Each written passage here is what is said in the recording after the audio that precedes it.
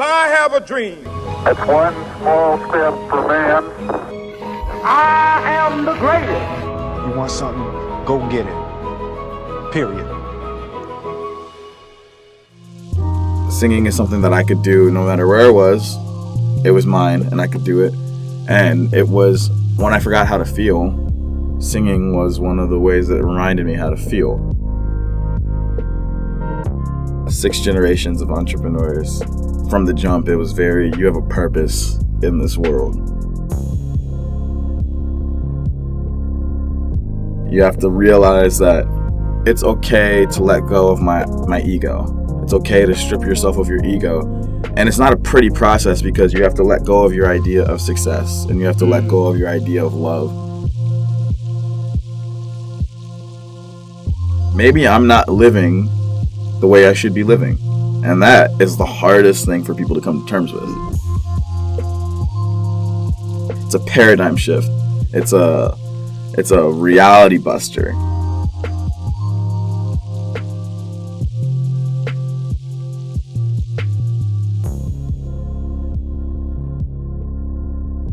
What's up, my fellow dreamers, doers, achievers? This is episode number 26 of the Dream Big & Co. podcast.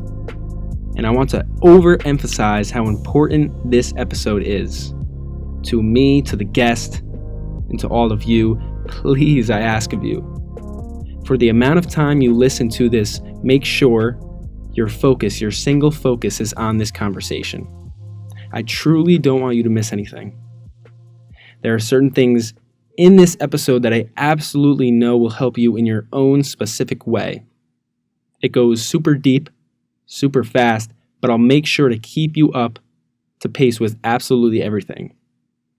And in saying that, and in keeping you up to pace, let's talk about the great guest for this episode.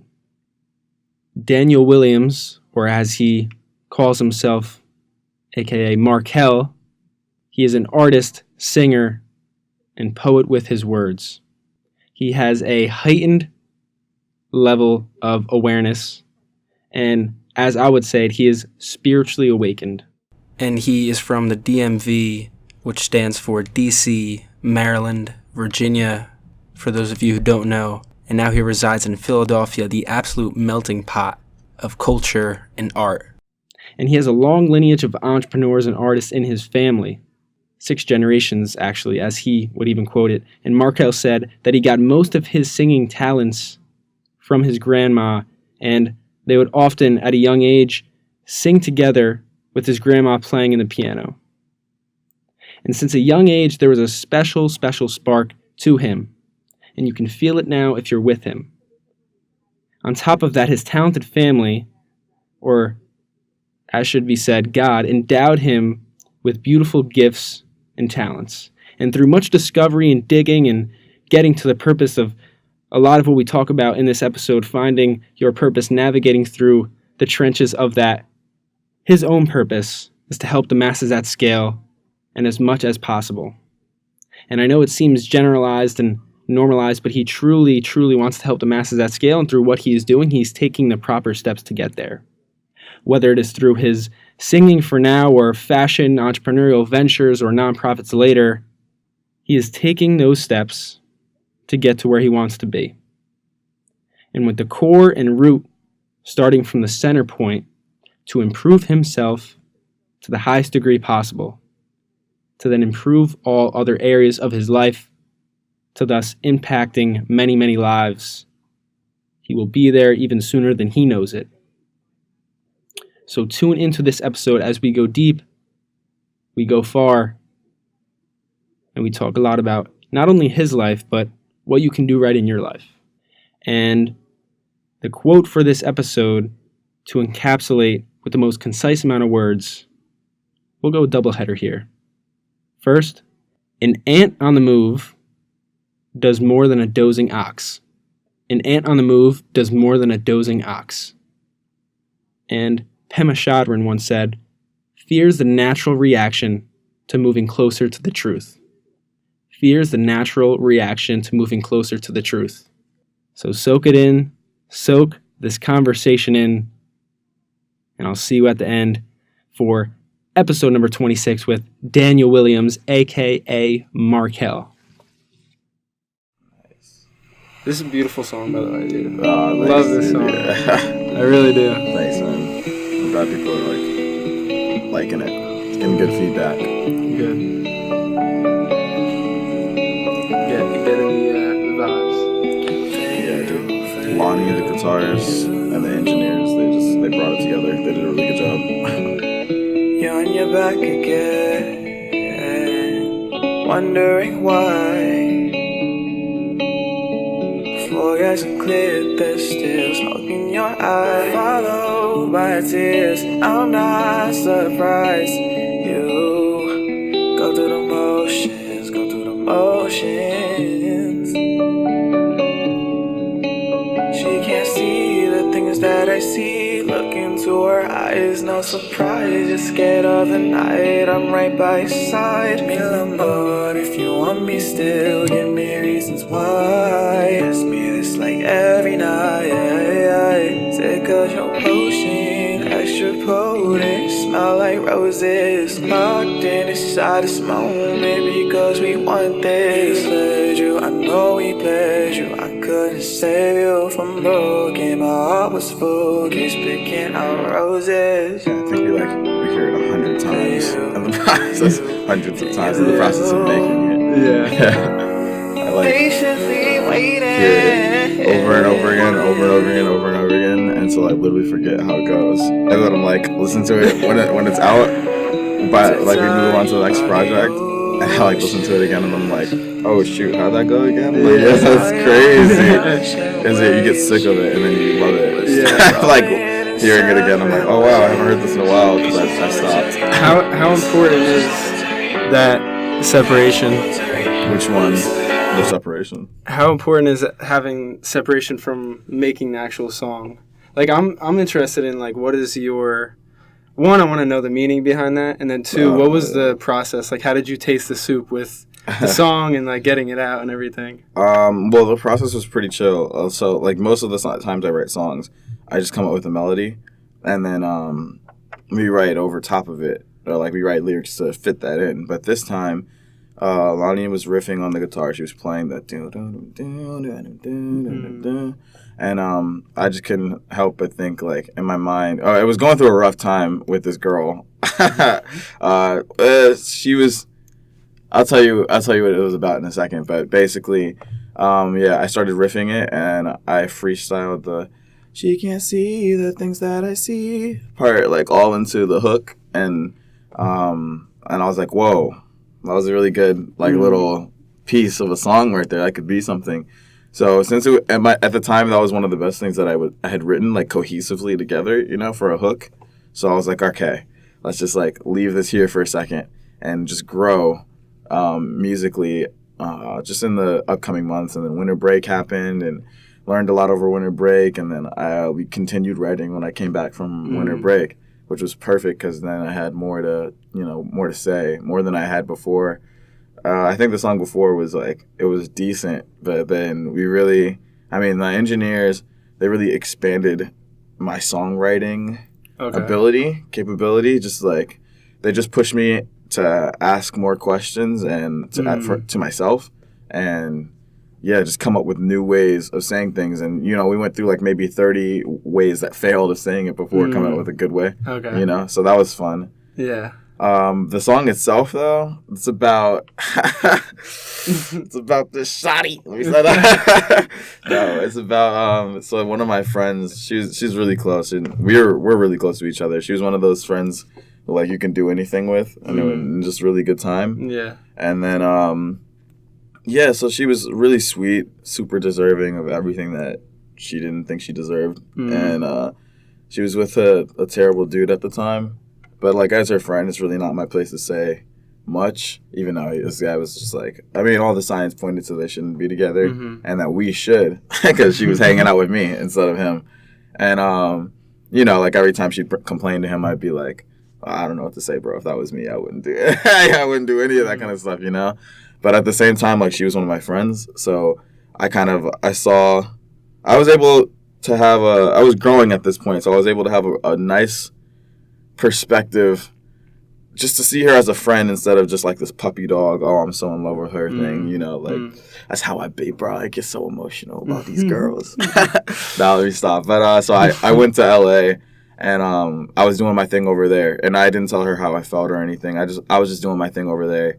And then when we came back, seeing her again, it was all too much. So I wrote the song because it was just a lot to like handle because she was still with this dude, and I was still like, oh my gosh. But I had learned that like she had some growing to do herself, and that's just why like the song kind of starts off with like, you're on your back again, wondering why the fog hasn't cleared. There's still smoke in your eyes, followed by tears. I'm not surprised, you know, like just because I've watched her go through those cycles, and like I watched her get so far down, and I'm like, dang.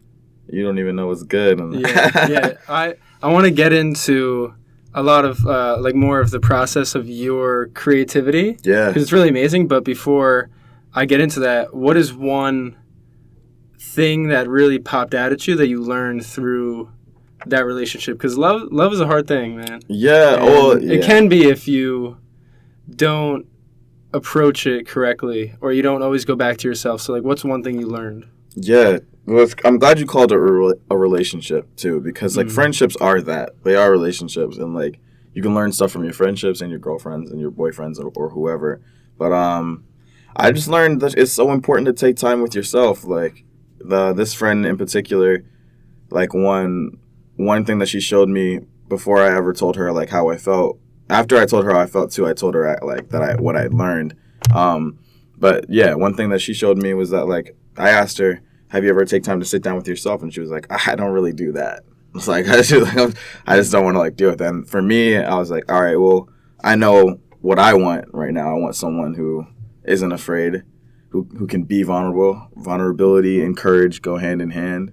So, you know, I learned a lot about that. And so I learned that, shoot, I'm judging her about this. So maybe I should take time for myself. Exactly. You feel me? Exactly. But yeah. Yeah. I mean, and that is always, it's funny how our slogan always comes back up. It's improve yourself, impact lives. If you want to improve other facets of your life, you need to always go back to yourself, no matter what. And for you, just meeting you, when the first time we met, the other day, it felt like it was the 100th time we met. Yeah, dude, it was great. Yeah, and to talk on that point, you are someone who really does take time for himself. I'm sure it was an evolutionary process to get there, but can you talk about like the meditations you do, everything you do for yourself? It's really unique. It's awesome. Thanks, dude. I meditate 3 times a day, and I'm happy to say I'm back on the cycles. You know, I've just been meditating 3 times a day for at least. Started off for doing it for at least 5 minutes, then it went to 10 minutes, and I don't even have to like think about it now. It goes for at least 20 to 30.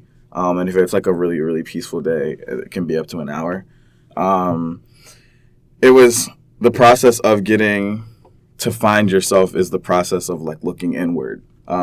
Whether it's finding yourself, for some people that's finding God. They're hand in hand really. When you look inward, you're looking at the same light, the same being that's in like all of us. And what you're really doing is you're saying it's okay to let go of my ego. It's okay to strip yourself of your ego. And it's not a pretty process because you have to let go of your idea of success, and you have to let go of your idea of love, meaning marriage or that you'll have kids. All these ideas, these macro theses that you've built up for yourself, that society has built up for you about what you are and what you're attached to, what your reputation is. You have to let that go. And in a way, it feels like you're letting go of self. And it's scary. It's not pretty. It's not pretty. You go from feeling like yourself, feeling like you're human, to maybe realizing that you're surrounded by your enemies, to maybe realizing that you never knew how to love someone properly. And you get stripped down to this like bare minimum, just like I'm a thing. Yeah, you're humbled. You're humbled down to this thing. And it's beautiful to be humbled without having to go through something embarrassing that publicly. But it's scary to go through something. The other way of humbling yourself is this internal humbleization. It's scary to go through that by yourself, like when you're going through this process of getting rid of ego. I think it's a forever process. Like you're saying that where I am right now and like what I'm doing, like I take time for myself. Yeah, it's to suppress ego. I don't know, to weaken ego. I don't know that I'll ever fully get rid of it. It's always going to be there. It's just a matter of how much you can suppress it. Exactly. There's a healthy like balance too, and especially like being in America and like in society, I think completely getting rid of ego, I might end up being a monk or something. Like I'm actually like chilling off of that, but like I do value like, shoot, I get it. I get like just taking that complete journey inside. I mean, stripping yourself of ego is probably one of the most important things you could do. Yeah. And yeah. I heard an awesome quote the other day. Someone said, every stage of our lives presents a challenge to slow us down spiritually. And even if you're not a spiritual person, which we all are and which you should be, but it's just so, like, that sentence like ripples through my soul. Like, every stage of our lives presents a challenge to slow us down spiritually. And I feel every like stage. There's so many things. There's the things you talked about that get in the way, which is just disguised underneath as ego. Exactly. Comparing yourself to others, like lack of patience, like lack of humility, like especially wanting things that aren't as important as just like the going back to yourself. I mean, there's somewhere like what is they're a universal. There's this idea that one day that we'll all find peace and that we'll all find our spirit and enlightenment. But like you said, every stage of your life presents you with these challenges. Everybody has specific challenges, but in this world there are like these universal dark energies almost that people will give into almost every time, like pride, lust, greed. These are challenges that will keep presenting itself depending on like the type of person you are. I struggle with like a couple different things, but yeah, like everyone has their own personal temptation, their own personal thing that they struggle with, whether or not they want to admit it or acknowledge it. Like there's something in their life that it could be envy, it could be just hate. Well, these things are all born out of hate, but like any of these anti-love things, you know, like that's something I used to struggle with a lot. I don't struggle with it so much anymore, but yeah, I didn't know what it was. Pride is one of the most dangerous ones because it's hidden. It's hard. We've been told here in America to, you know, be prideful about, and it's hard not to be because it's like, wow, like when you do something great, you want to be prideful about that thing. But pride is hidden in a lot of different little nooks and crannies in our brain. Hard. You really have to like turn up the volume with your ears, like hear that little voice inside. It's a difficult thing. It's a process. It always is evolving. But we'll talk about like those challenges in your life. Yeah. But to get back to more of like the foundation and basis, and you know people know who you are. Yeah.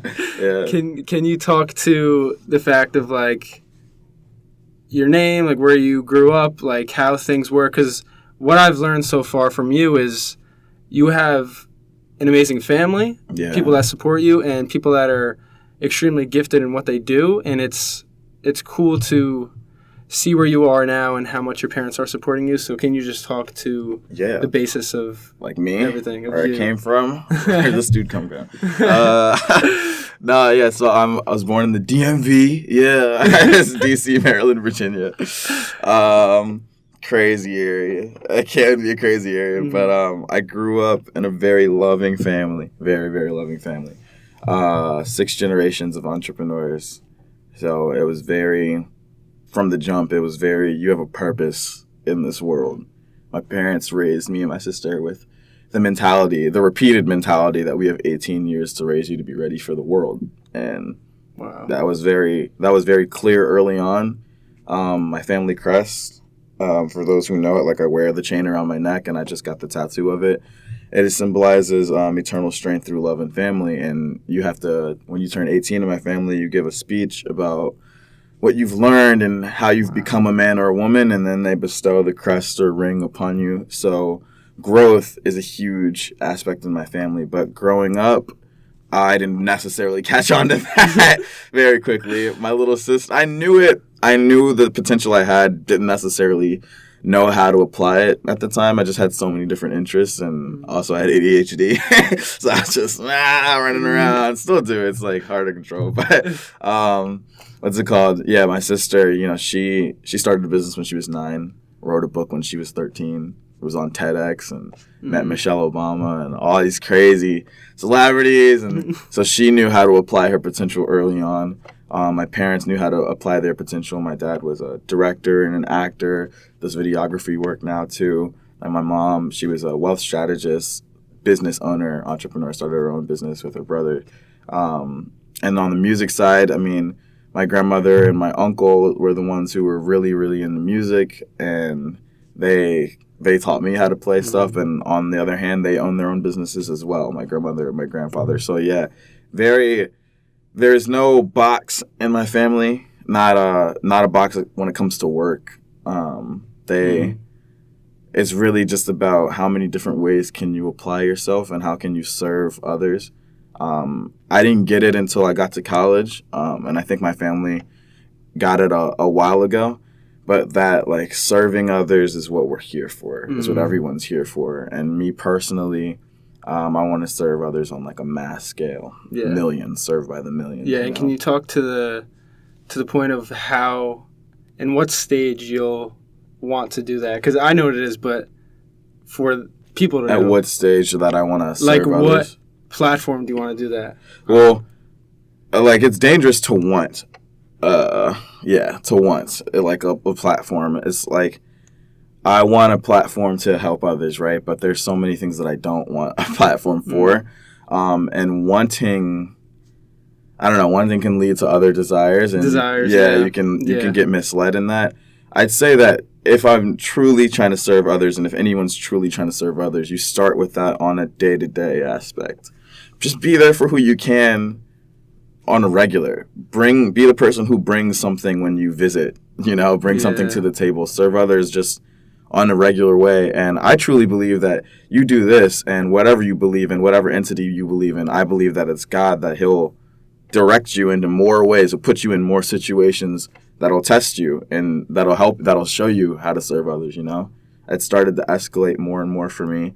It was the music at first, and then it was the parties that started to happening, and then it was just conversations. I was meeting people, like, for 2 weeks in a row, I was meeting people who had, like, the same problem of looking inward, and they knew that there was something more, but they didn't know where to start their journey. And it was crazy that I was meeting these random people, now very close friends of mine too. And yeah, man, he'll put you in situations if you're ready to, serve others, but just actively be trying. Yeah. And that, I really want to talk to the thing that keeps repeating in my life is just focusing on the little things and doing the day-to-day, because it's just laying the brick, one brick at a time, because over time it'll become a wall. Yeah. And I'm seeing, like, very goal-oriented, very ambitious person, but to take a step back and just focus on what you can control, and also focusing on the little things, it allows you to be more present, which is the whole goal of life, isn't it? Yeah, dude. And that's something that's hard for me, staying present, man. I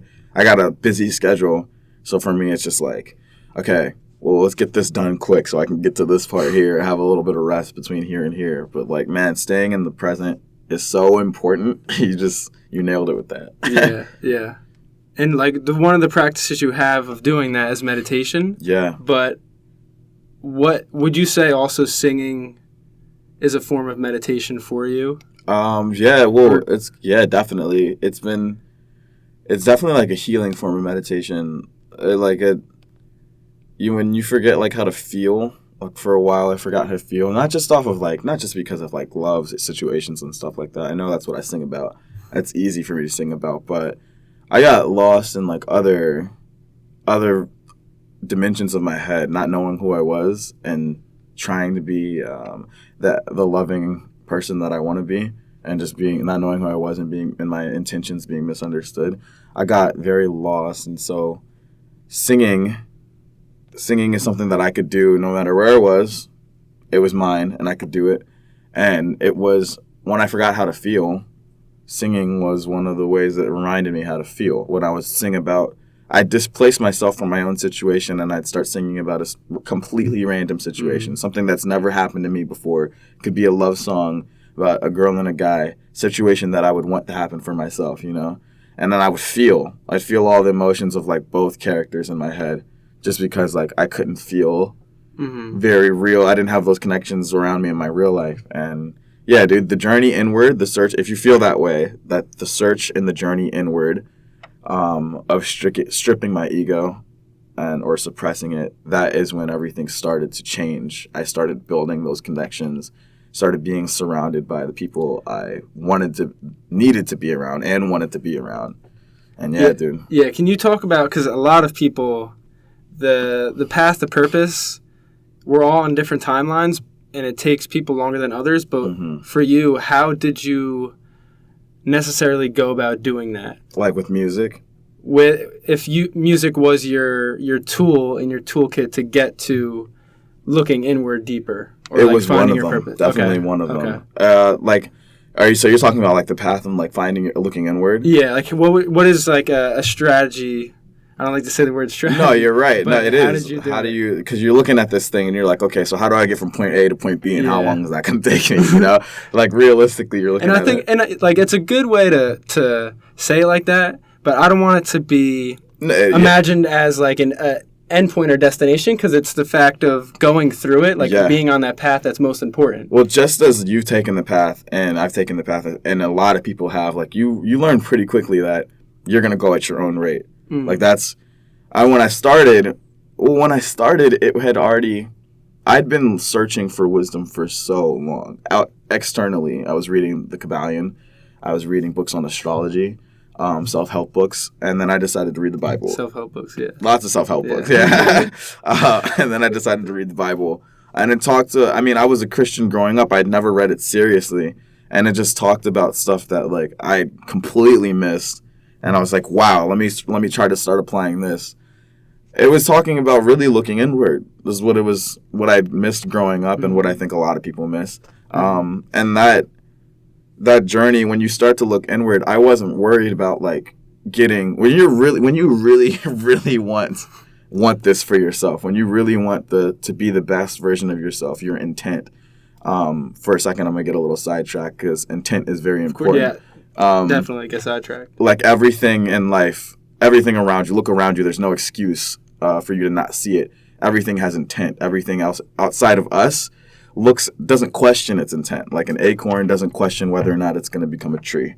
You know, it does when it's planted. It doesn't think about it. It's like, well, I don't know if I'm strong enough. Like it becomes the tree. And when you plant a flower, you don't have to dig it up every day to see if it's growing. You just take away the weeds, water it, it'll grow. Its intent was to grow. The seed knows that, and it'll do that. And humans, we're disconnected from intent. And that's the purpose. Exactly, dude. So when you realize that you have an infinite amount of potential, then you're like, what am I supposed to do with all this? You realize it's to become the best version of yourself. And when you want that for yourself, now we're back on topic. When you want to become the best version of yourself, actually, you're not worried about how long this takes you. You're not worried about who you lose in the process, because you know that that's for your betterment. And you're not worried about, like, if you fall off, you know that, like, this is a steady incline. You have to remind yourself that, there are going to be times that are down, that you're going to feel like you're falling off, but remember that you're on the steady incline, and that you could focus on those failures, but just it'd be better if you keep moving forward, because your progression is based off of you and your discipline, the wisdom that you take and the wisdom that you apply, and most importantly, how much you serve. People think that like serving others is a chore. Serving others is a chore if you think of it as a chore, but for someone who's searching for the best version of themselves, it's the fastest way to do it. I was just going to say the only way you can actually serve others is if you serve yourself first and get to know yourself, which goes back to the improve yourself, impact lives. But like, I just got to take a step back, because the picture you painted there for a sec, that's pretty vivid. Like, I haven't really thought about it like that. Well, like with the acorn analogy and the flowers, that's because the best way to really understand life, and I'm not trying to get too philosophical here, but if you look into nature, I know you love that. Yeah. But if you look into nature, it gives you a lot of answers of what equations in life are. Oh yeah, man. So like the rooted one that we always go back to and talk about is purpose. Like every species, plant, thing has a purpose, and for us, ours is to, like you said, improve. Constantly, but if it's in different ways, you know, lots of different ways. Yeah, humans are unique. We're the only things that are equal parts consciousness, equal parts animal. It's insane, because everything else that we see around us that's alive either has no consciousness, like a plant, and just has purpose, or it's like an animal which may have a purpose and it has consciousness, but may not be able to displace itself and ask the question, why am I here? And plan for the next couple of months thinking like, well, I'm doing this for my family. And, like... Which is also, when we talked about the first time we met, was on the flip side of our greatest strengths is our greatest weakness. So the ability of consciousness to think, but also overthinking. Oh, man. That's like... Which is a pitfall of many. Huge contradiction. Yeah. Huge. It's like one of the biggest contradictions of us. And like then we wonder why everything else seems like a contradiction. Yeah, and I feel like it's getting to the point, if you really want to get into like the future, of becoming more aware and like as people having like practices in place in order to get to that controlling of the mind and like thinking itself. Yeah, dude. I mean, it's like, well, people are going to realize that like this isn't just talk, and like this isn't just something that like people are doing for fun or for their hobbies, or like this is to improve. Like this is to take us to the next level. Just as humans, becoming in line with like our spirit, it feels almost like doing this is necessary now. Like it's becoming necessary in a world full of external distractions. You have to like connect. I know how easy it is for me to like lose. I'm in the freaking music industry, dude. Like this shit gets crazy. I'm definitely like it's so easy to just like be distracted by everything that's around you, and not even just the physical stuff, to be distracted by the negative energies that are around you, and like buy into vengeance and get distracted off of your own path just because someone deterred you for a little bit, took the time. Like it's easy, but now more than ever, I feel like in 2019, I feel like with our middle schoolers being addicted to nicotine, that like it's time for people to just start looking inward, dude. Like it doesn't really necessarily matter what you believe in, or what you fear. If you're ready to take a step towards vulnerability and courage, and if you're ready to be next level, like with academics, with health, and with your mind, like looking inward that's just what you do, dude. People are complaining about all these things. School is like this. School feels like I meditate 3 times a day now, and I feel like I have 8 hands, and like it's like 19 credits, and I'm like, yeah, dude. Like these are the answers. The answers have been inside you. That's why we all mature. That's why we all grow. Like if you do take the time to look inside you, and you're not scared, you'll realize that the answer you're looking for has been there the whole time. This path, you know what to do. It's crazy. Yeah, and I don't know why it clicked for me in a certain way, but talking about vulnerability is basically a thing that I've gotten from so many like invisible mentors, like people like the self-help people and like people around me. It's looking at your strengths and weaknesses and just owning that we all have strengths and weaknesses. The fact is, and why don't people acknowledge it? That can be many things, but to literally look at your weaknesses and say, I suck at this. Oh, man. And be vulnerable to that, and then have the courage to stand up and change that is what the point of that, You're right, dude. And like that's hard for me. Yeah, that's hard for me, dude. Like to physically face my weaknesses and just be like, nah, you're not good at this, and it's time to... It takes me months sometimes. It's like... What would you say is one of your most persistent weaknesses that you're trying to improve upon? Like for me, I would say there's a couple. There's discipline, patience, confidence, but I think at the forefront is patience. Oh, man. For me. So what is yours? I would say I would used to say patience, but now it's definitely more discipline. Disciplining myself to just like do the things that I have a problem when it comes to like when it's something that I don't want to do. Turn into like a child. I'm like, I don't want to do it. I don't want to do it at all. Like, go away. And like, I try to find ways out of it in my head. And normally I just end up going through with it, but I'm like complaining the whole time in my head. Like, definitely discipline. I was like, it's crazy because like in high school I was structured and had like ROTC. And even with that, like, like I was still just like this wild kid, and my dad had me in karate, and he was in it with me, and like my dad was military. Like we came from like a disciplined household, my sister and I, and she seemed to catch on to the discipline aspect real quick, and so did my like cousins. Me, I was like, man, I've always struggled with it just a little bit, just because like I don't know, when it comes to being faced with I don't want to do this. I totally feel anybody who feels that, man. I'm just like, I feel you. and it is a weakness, but at times, like, to an extent, it's kind of who you are. So maybe it's not, you can't improve it fully, but having people around you to help in, like, not falling or, like, succumbing to those things. Yeah, dude. And, yeah, I'm glad you said that because people are afraid to give advice, like, a lot of the time these days. Especially, like, I'm pretty unforgiving when I'm giving someone advice. And, like, for me, to get out of a habit, all it takes is one person to phrase something to me, and this just in a way I haven't heard it before, and they're never trying. Like, they're never trying their hardest to, like, try to get me out of it. And why do you think that is? Well, we're all limited to our own perspectives. Like, for a lot of us, especially men, like men in general, it's hard for males to look outside of their own perspective. Our egos are strong, and like we're dependent on it a lot of the time. And like when you're going through something, sometimes you repeat a mistake months at a time, like months and months at a time, and then you're like, whoa, like you kind of realize that you start piecing it together.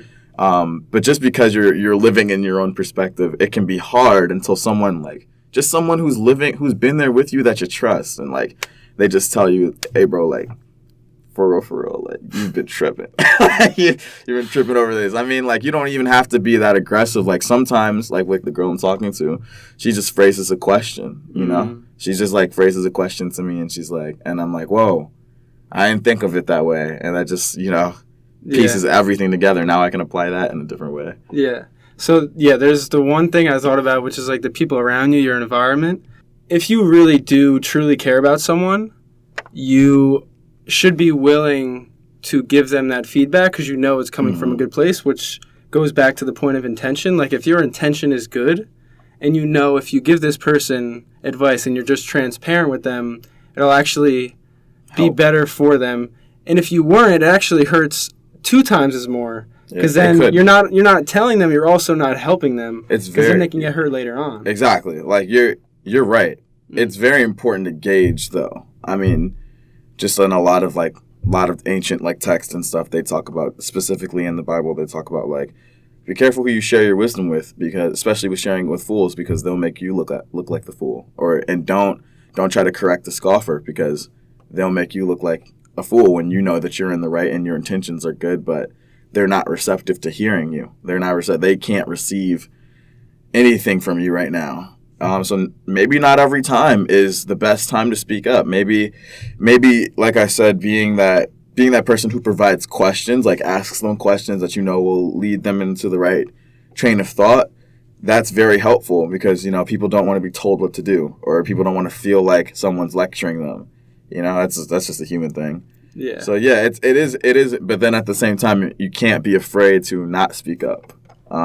For me, it's more I have to learn when to shut up. Like I gotta find the balance. But yeah, dude, I definitely get what you're saying. Yeah, going back to it for weaknesses, if someone had a weakness of maybe being too kind to others, and it's always good to you're not saying you shouldn't be kind to everyone, but like giving your wisdom out to certain people. Like, what advice would you have for people who are just like constantly like giving more than they can and like overstretching themselves. Like their wisdom or overstretching themselves, like just in multiple different ways. In multiple different ways, and also maybe getting backlash from always trying to help people. Yeah. When, like you said, it can be like a fool. Yeah, so I was that person.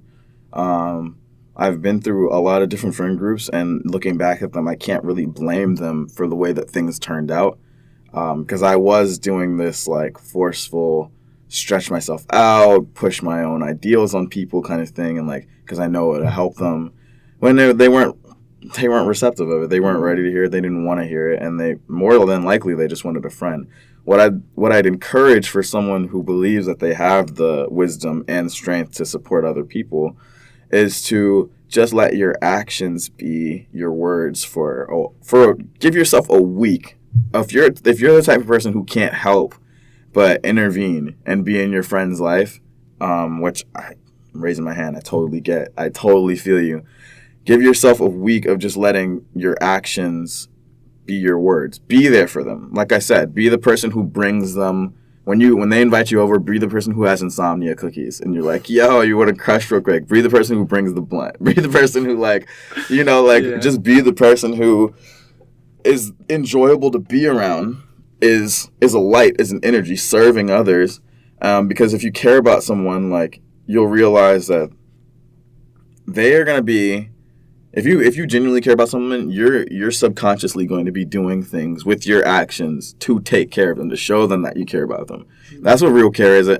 Girls know it in relationships when their guy is just doing things for them randomly, and guys know the same thing. It's like, you know that someone cares about you through action. Words can fall upon deaf ears, so definitely I'd encourage people to use their actions more. And then, of course, use your voice when you know that person, gauge when that person feels comfortable with you. A lot of the time I like to say, can I give you my advice, or can I give you my opinion, before I give my opinion on something, just so that they're ready. Like, they're ready to hear it. That's a really good point. That's a setting the intention. Yeah, exactly. And that's not every time. That's after a while of being their friend. Wait for them to come to you is another very, very good thing. They will come to you if you have, I genuinely believe, like, if you have the information that they need. Everyone is in people's lives for a reason, and they will come to you if it is your job to help them, and you will be put in that situation regardless of whether it's the right time, if it's midterms, or if you want to. Like, they will come to you when it's the right time. So worry less about that. If you really want to help your friend, you will. I totally agree with that. I completely resonate with that. And it's funny how full circle this is, because it goes back to the point of just please be a craftsman of your own craft. Just always go back, like the point of action. Like, by taking action, you're improving yourself, and thus you attract the people in. Exactly. And you help those that really need it. Exactly, dude. I couldn't help anyone until I helped myself. And it was crazy that I thought I could. And I mean, it's crazy because you don't realize it for a while. It's a paradigm shift. It's a reality buster. You have to realize that maybe I'm not living the way I should be living. And that is the hardest thing for people to come to terms with. It's hard, dude. People work the exact same job all their lives. People go to school all their lives. People do the same hobbies and maybe have the same lunch every day all their lives, because what people are used to is comfortability and a way of life and patterns. So to tell yourself, just regardless of if someone else tells you need to change your life, that can be hard hearing it from someone else. But to have yourself get to the point where you can tell yourself, maybe I'm not living my life. You're like, whoa. Now I feel crazy. Now what do I do? Because yesterday I was going to do this, and now it's like I can't do that. Like, what do I do now? It's scary. Yeah, it's scary. That's a really good point. That's a really good point. And kind of detaching from the present for just a second. I know it's not good, but I want to talk. It's good sometimes. Yeah, I want to talk about your future plans, because you do a lot of great work right now in terms of music, and you obviously have found your bearings with yourself. You've done the inner work, and it's a constant process. You always will. Got to choose every day to do this. Exactly. But what are some things you're working towards, or stuff with EPs or things you're working on? Yeah, so for yourself. Some physical things that I'm working on. So I got some. I'm putting out a lot more music. I want to put out a lot more tracks. Just put stuff out on Spotify. People have been asking. And like, I'm no longer fearful about like what happens. I'm just going to like put it out there and do me. Besides that, working on a couple of TV show ideas to pitch to networks and stuff. I love entertainment. I love the world of entertainment. And I definitely, in the future, big future, I want to set up at least 3 major infrastructures in fashion and music and in entertainment that just, will be around long past my existence, And then hopefully it'll be about love. Hopefully you can feel that at its core of the companies of what I structure. Past those points in my life, like once I get a platform and things that I'm still working on continuously to this day, like figuring out the details of how to do this. I want to start nonprofits. I want to help mostly for victims of abuse. I'd like to start off with kids, like setting up just a home for them to go to instead of them going straight into the system. A home where they can go to where they can be educated in whatever it is that what the home would be specified for is actually seeking out potential in children and like having them apply it in different places, you know, and then we'd have scholarships and stuff too when they become of age and it's time to go to school. And, you know, just like not leaving those kids who are already so scarred, who got scarred so early on in life, just to think that that's all that life is, you know. That's amazing. Yeah, and you know, I want to move on to animals too after that because I love them, and of course taking care of the planet. That's a huge thing right now. I feel like people have given up. But yeah, musically, you can just expect a lot more music to be coming out. We're just grinding. Good. I'm glad to hear that, and I really commend you for all those things because that's amazing. And the other thing is, I love how you said physical things. Oh, yeah. Because I know for you, going back to our first interaction, which, like I said, felt like the 100th, you said that I asked about some things, and you immediately talked about, like, the spiritual improvement you're having. Those are where most of my goals lie. Love that. Yeah, for those who are interested in this aspect, because I know that not everybody's willing to, you know, even think about this stuff yet, but I'd encourage everyone to open their mind to it. Just because spiritual development leads to all the physical manifestations that you want, and then they turn out to be what you need too a lot of the time. But my goals spiritually is just to find balance. Balance could lead to peace of mind right now. Like that's, you know, there's the whole, okay, I want to meditate 3 times a day for the entire month of May. That's that's kind of physical too. But just being able to find balance. I'm very extreme.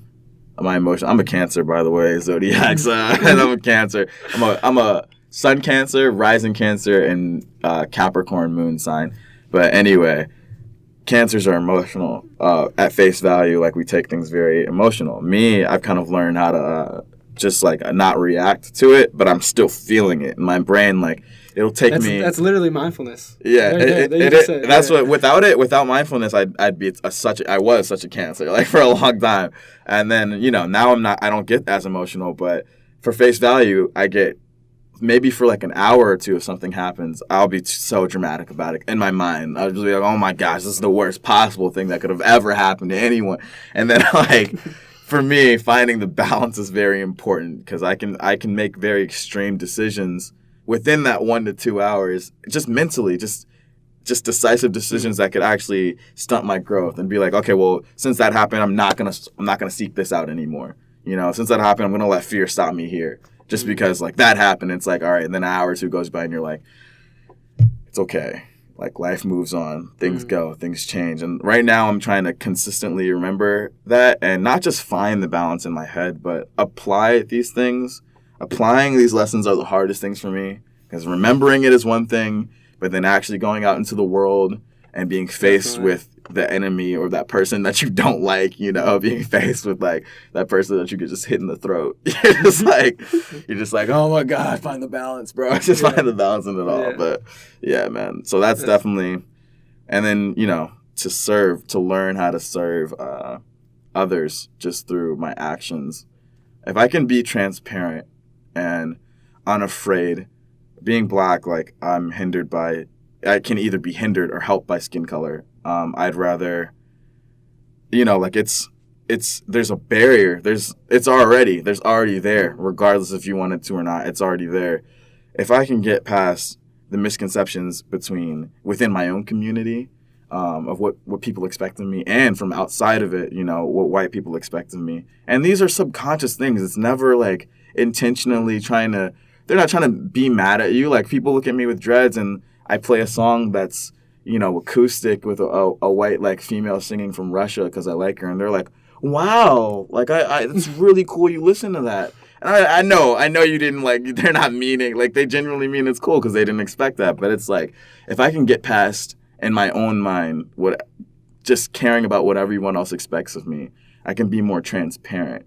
That's a whole nother balance thing that I'm trying to find. And spiritually, I'm trying to get past that because, man, from what you guys don't see within my own community, man, not being Black enough, that's a huge problem I've talked about with a lot of people in my community. And that's what I was told when I was a kid, that I wasn't Black enough because I wasn't doing this. And then I got older and I swagged out and like I started dressing the way that I wanted to, but not because of anything else. Good. I wanted to shape the culture for myself. I started dressing out. Now everybody's like, oh, he looks cool. They want to hang out with him. that even more so pisses me off. It's just because like now that I look it, but if you talk to me, maybe you couldn't even like face a conversation with me, or handle. So I'm learning, meeting people like you, doing things like this. I'm learning how to be a little bit more transparent on the mic, a little bit more transparent in my writing, a little bit more transparent with myself, so that the more I do that, the more people can just, the less I'll have to say, the less I'll have to like talk, the more people can just watch, But yeah. Yes, dude, yes. We don't have to say anything. We'll just say less, right? Yeah, right. Say less. We can say though. We can say, play roses, Aunt. We can do that. We can end it with this beauty. No regrets. Summer was then. You're my favorite wide-eyed. You were so wide-eyed. Youngin'. You were so youngin'. Lotion, extra potent. Smell like roses. Locked in inside this moment. Because we want this. Bled you, I know we bled you. I couldn't save you from broken. My heart was focused. Picking out roses. For you. Patiently waiting. Look into her eyes, no surprise. You're scared of the night. I'm right by your side. Me little more if you want me still. Give me reasons why. We were so high.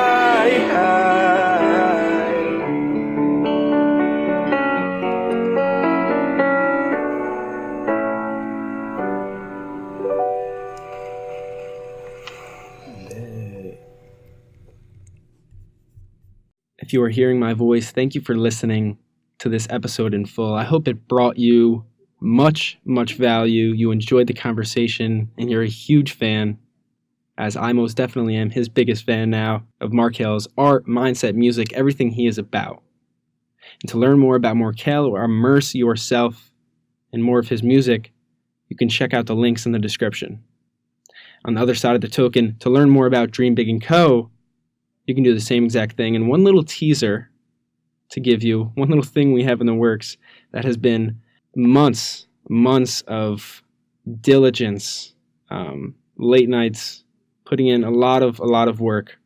We have our next Dream Big Spotlight coming out, and this film is jam-packed with beautiful passion, beautiful story. And the audio segment itself, we'll make sure to have it on all the podcasting platforms if you just want to listen to the specific interview for the film. But I highly suggest you watch the film itself, as the video will be out soon. But we'll make sure to let you know. We'll definitely make sure. And other than that, let us know if you have any feedback or anything on your mind you want us to improve upon. You want to tell us. We need it. We encourage it. We want it so much. And as for yourself, just make sure to keep improving. Keep seeking out the truth for yourself and try to be less hard on yourself. Have some inner empathy. Have some forgiveness. Other people can do the other work for you. They can portray negative stuff on you. Start to be nicer to yourself. All right, you got this. But other than that, we'll see you next episode. We'll see you episode number 27. Have a great day, week, and until next time. The podcast you just heard was made using Anchor. Ever thought about making your own podcast?